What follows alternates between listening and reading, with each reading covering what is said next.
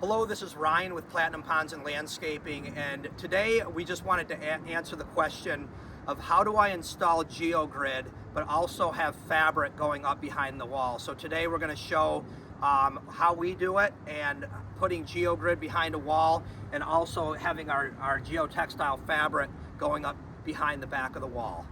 This retaining wall here, we're using a Belgard Diamond Pro block, and it's going to be about 5 foot tall. So when we go over 4 foot in height, we want to put this down between about every 2 foot of wall. So we got 2 foot of height here. Some of it's buried below grade here. We have our base course, which is buried below grade. But what we want to show today is how do you run your fabric behind a retaining wall when you gotta cut your fabric and put Geogrid down. So we're gonna go over that today. So we've got our Geogrid down. We just cut our fabric back and we lay it back about 6-8 inches back flat this way.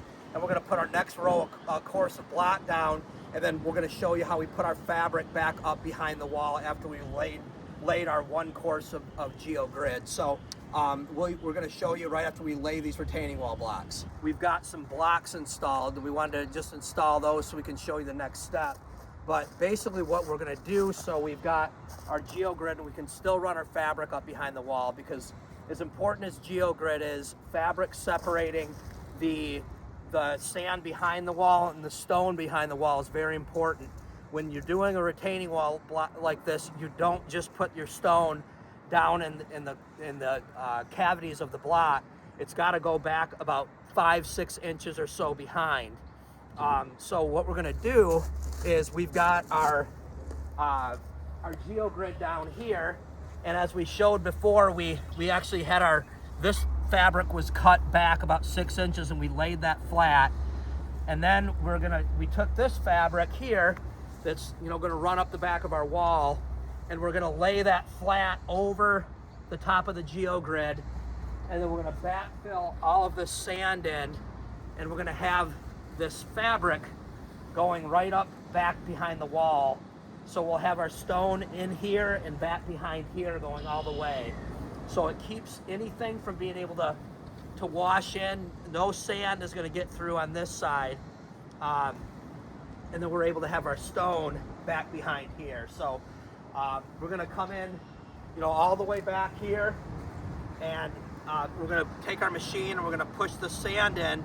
But we want to get our stone, we want to put our stone in as we push the sand back. So as we get this back filled with stone, we're going to push our sand in at the same height. So when I get my stone in behind the fabric at this level, we want to push our sand in right behind the fabric, so we're going up together, and we're keeping that 5 or 6 inch buffer behind your wall. It's going to allow for drainage.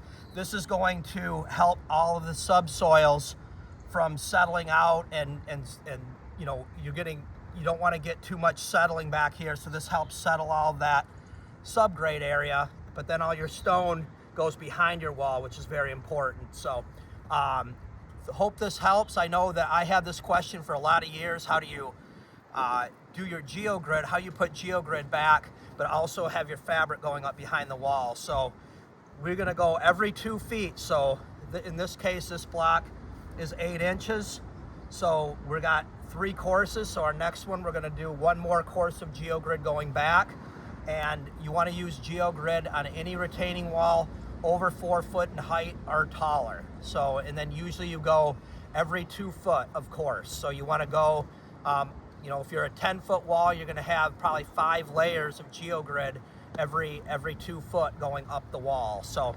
hope this helps, guys. Thank you so much. This is Ryan with Platinum Ponds and Landscaping.